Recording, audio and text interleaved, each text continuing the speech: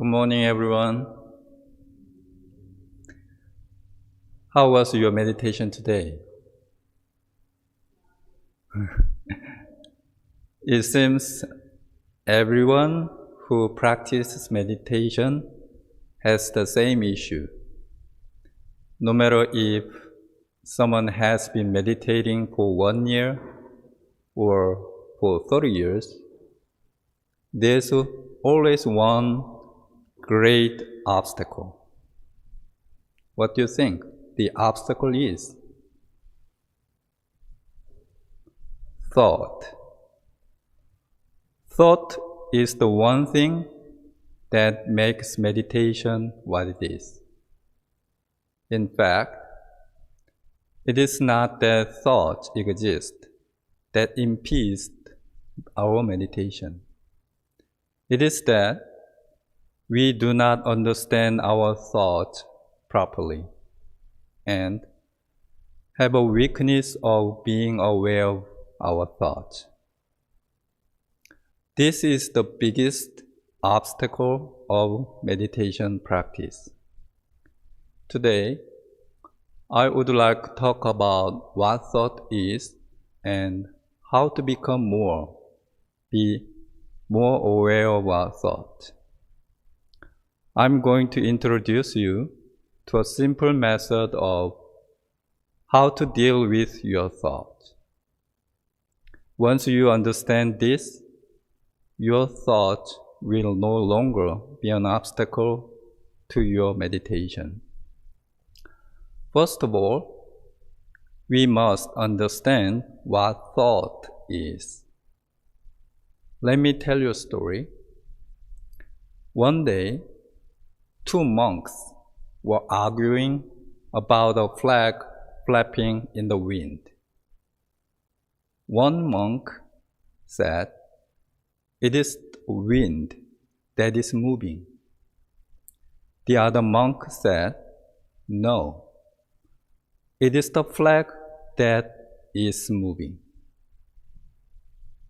They argued back and forth, but could not reach an understanding. A Zen master, Huineng, happened to be passing by and told them, "It is not the wind that moves. It is not the flag that is moved.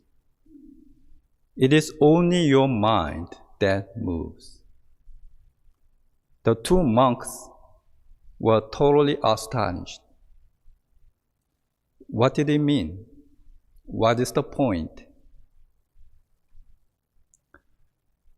Everything is created by the mind alone. No matter what it is that we think, we create those thoughts and live with them. Our entire life experience is a creating of the mind. We view the world through our thoughts. As one thought appears, everything appears accordingly. As one thought disappears, everything disappears accordingly.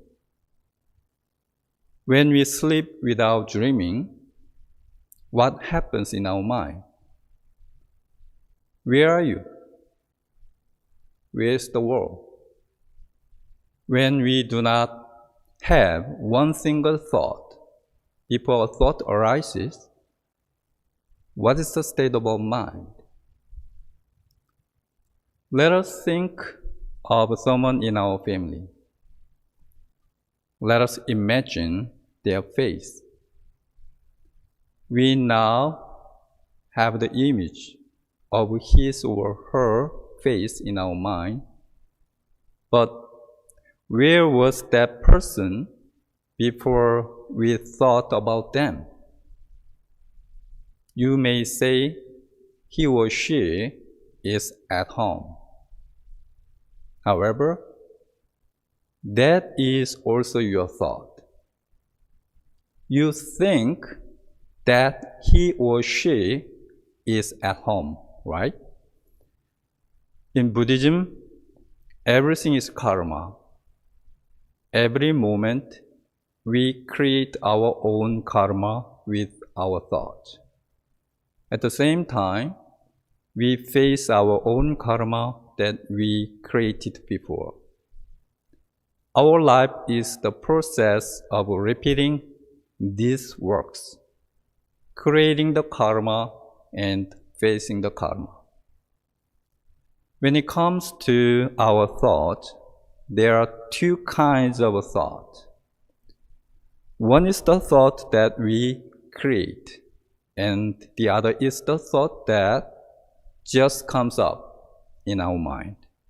For example, when we make up our mind to do something, this is the thought that we create.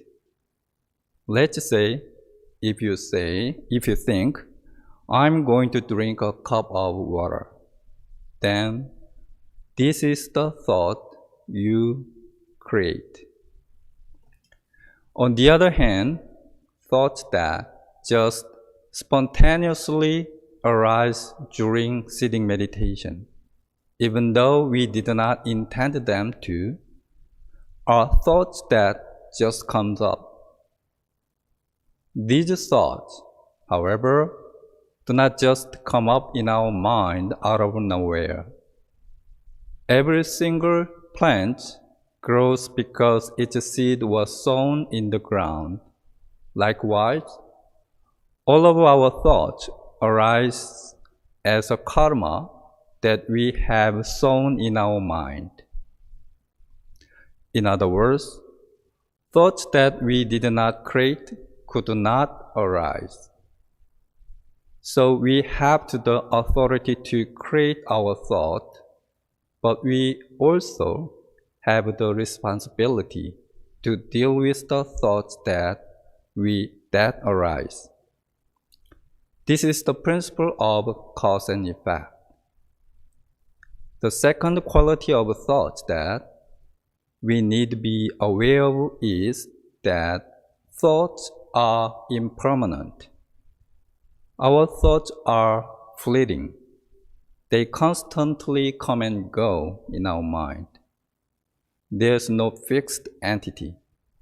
It is like a cloud that appear and disappear in the sky.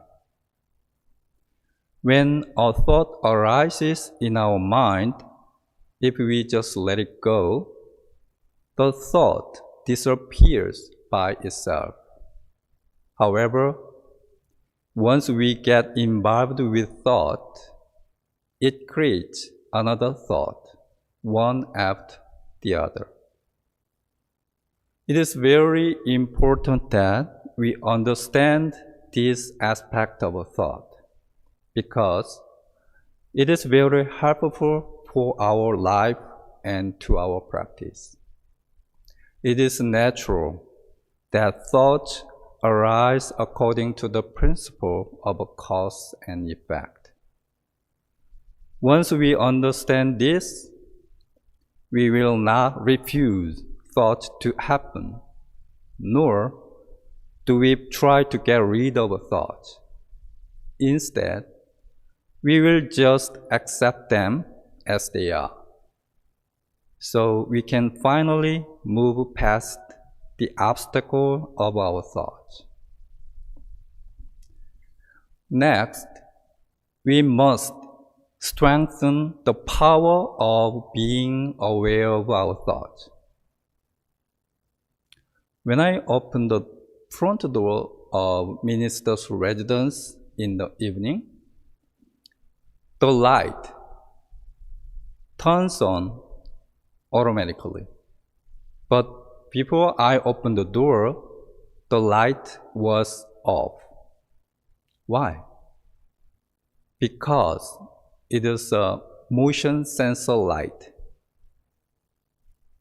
Motion sensor always detects whether I am there or not.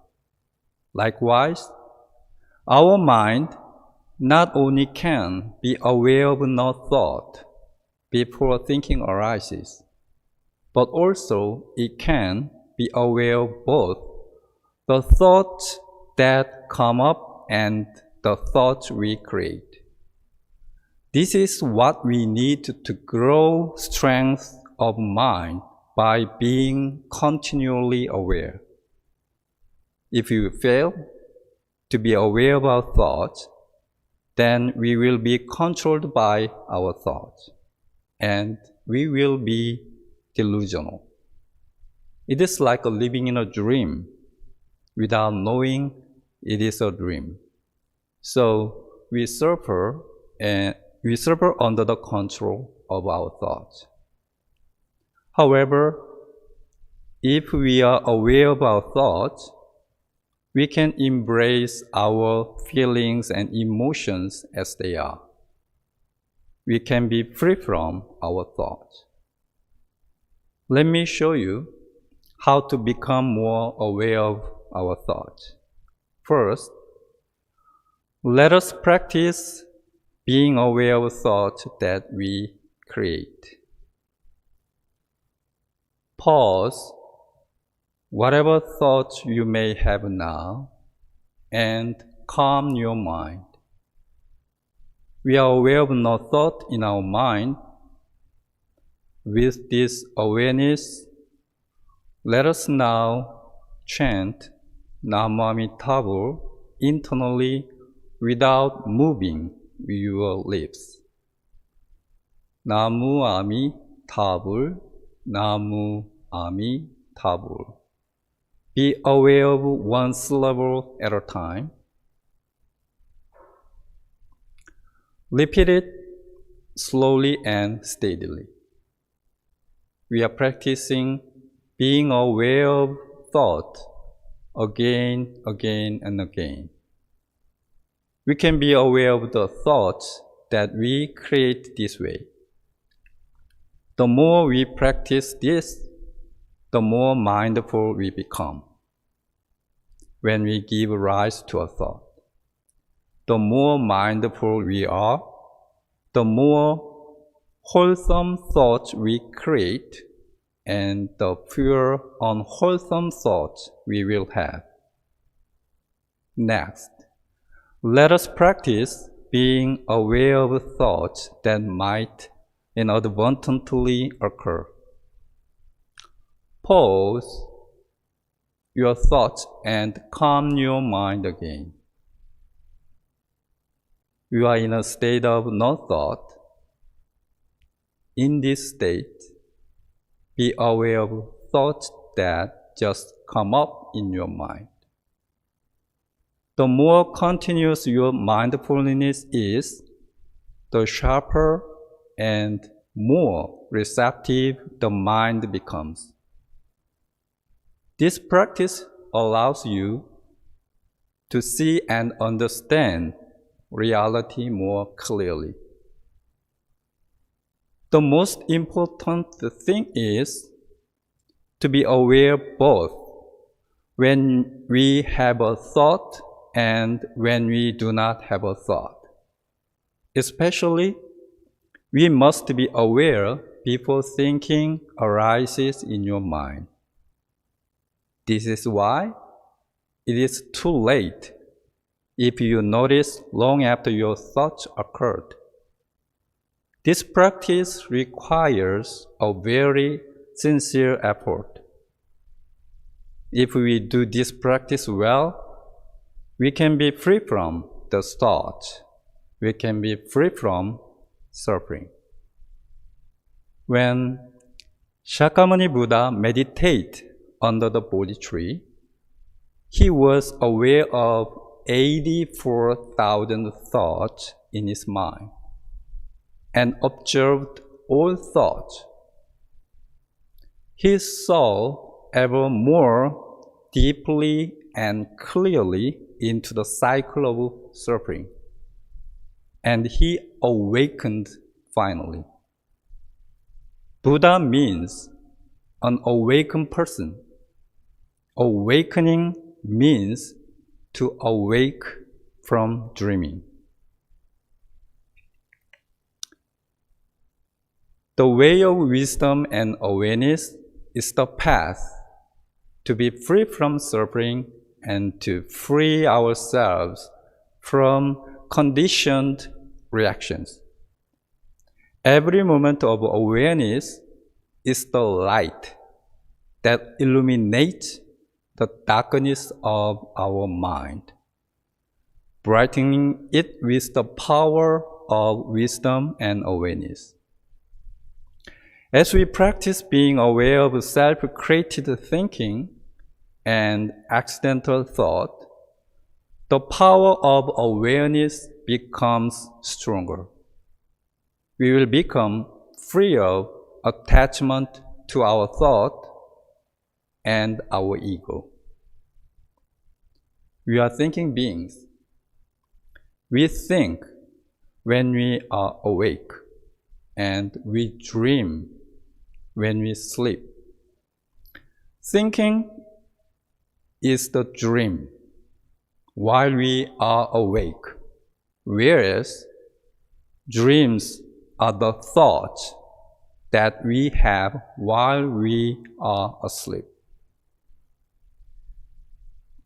Do not worry when thoughts arise, but worry when we are not aware of your thoughts. Do not underestimate your thoughts. Why? Because you will be trapped in your thoughts and you will be slave to your thoughts.